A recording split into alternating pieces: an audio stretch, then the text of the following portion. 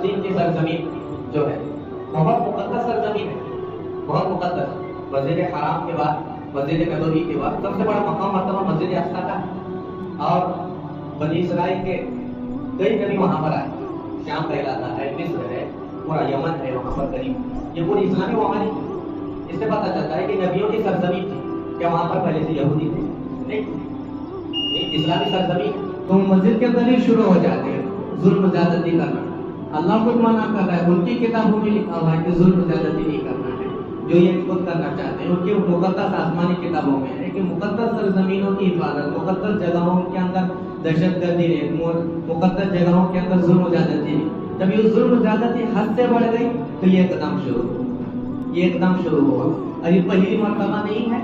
اس سے پہلے حضرت عمر فاروق رضی اللہ تعالیٰ پورے ملکوں کو فتح کرتے کرتے عرب علاقے قبضے میں لیتے ہوئے جب بیت المقدس گئے، بیت المقدس فتح نہیں ہو رہی تھی، لیکن حضرت عمر رضی اللہ تعالیٰ اللہ نے جو رعب دیا اور جو ان کے اندر اللہ تعالیٰ نے ہیبت ڈالی تھی لوگوں کے دلوں میں، جنگیں لڑ کے واپس آئی مسجد اقصی. اور حضرت عمر رضی اللہ تعالیٰ کی فضا کی شکایت کرے کہ اب ہم سے نہیں ہو سکتا، آپ بھی کچھ کر لیجیے.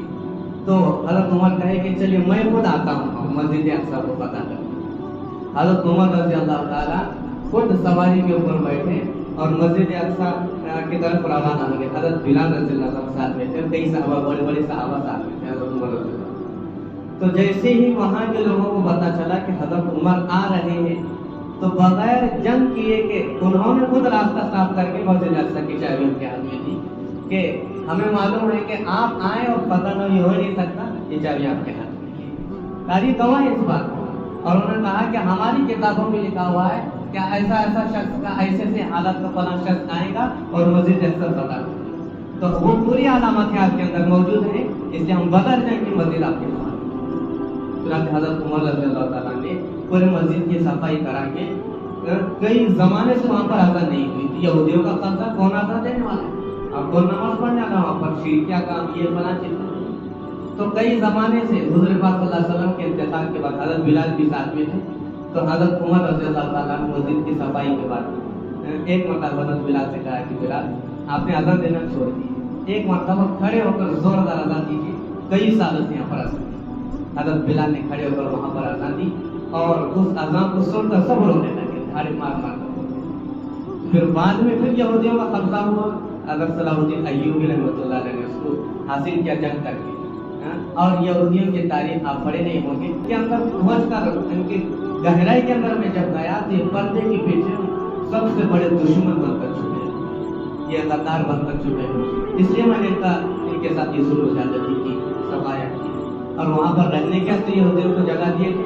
انہوں نے پورے فلسطین کی جگہ پر فخر کر آج انہیں کو مظلوم بنانے کی کوشش کر. مجھے تو ایسا محسوس ہو رہا ہے کہ اگر یہ جنگ بڑھتی گئی حدیث کے اندر آئے کہ یہ جنگ بڑھتی گئی تو شام تک بڑھی گی. سیریا کے اندر بھی تو راکٹ ملے، آپ کو معلوم ہے ایئرپورٹ کے اندر راکٹ ملے سیریا کے اندر. حدیث کے اندر ہے کہ سیریا کے اندر جنگ ہوگی اور جنگ قابو میں نہیں آئے گی. جنگ کو قابو میں کرنے کے واسطے عرب دیش آئے گا، عرب. اور عرب جب جنگ لڑے گا، عرب جنگ لڑنے کے بعد عرب کا بادشاہ مارا جائے گا جنگ کے اندر.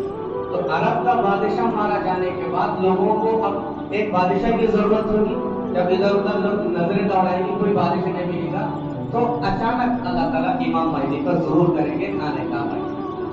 وہاں پر لوگ ان کو بادشاہ بنائیں. جیسے امام مہدی بادشاہ بنیں گے تو امام مہدی بادشاہ بننے کے بعد وہ فوج لے کر شام جائیں گے اور پورا کو ہرائیں گے اور جنگ جیتیں گے. جنگ جیتنے کے بعد پوری دنیا کے اندر اسلامی حکومت آئے، پوری دنیا کے اندر اسلامی حکومت قائم ہوگی. اس کے بعد دجال آئے گا. دجال آنے کے بعد پھر فتنہ فساد کرے گا دنیا میں. پھر یہودیوں کو طاقت ملے گی دجال کی وجہ سے. پھر حضرت عیسیٰ علیہ السلام آ کے دجال کا بھی خاتمہ کریں گے، پوری یہودیوں کا خاتمہ کریں گے، پھر اسلامی حکومت پوری دنیا میں.